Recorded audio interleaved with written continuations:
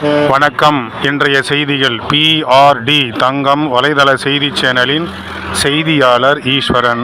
ராணிப்பேட்டை மாவட்டம் ஆற்காடு அடுத்த திமிரி ஊராட்சி ஒன்றிய அலுவலக கட்டிடம் இன்று மாண்புமிகு முதலமைச்சர் திருக்கரங்களால் சென்னை தலைமைச் செயலகத்திலிருந்து திறந்து வைக்கப்பட்டது.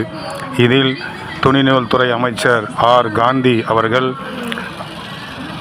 ஆற்காடு சட்டமன்ற உறுப்பினர் ஜேஎல். ஈஸ்வரப்பன் அவர்கள், ராணிப்பேட்டை மாவட்ட ஜேயு. சந்திரகலா அவர்கள் மற்றும் திமிரி ஒன்றிய குழு தலைவர் எஸ். அசோக் அவர்கள், திமிரி ஒன்றிய குழு துணை பெருந்தலைவர் திரு. கீழ்ப்பாடி ரமேஷ் அவர்கள் மற்றும் தேர்ந்தெடுக்கப்பட்ட மாவட்ட ஊராட்சி ஒன்றிய உறுப்பினர்கள், ஒன்றிய குழு உறுப்பினர்கள், ஊராட்சி மன்ற தலைவர், துணைத் தலைவர், திமிரி ஒன்றியம், திமிரி ஊராட்சி ஒன்றிய அலுவலக திறப்பு விழாவில் கலந்து கொண்டு சிறப்பித்தார்கள்.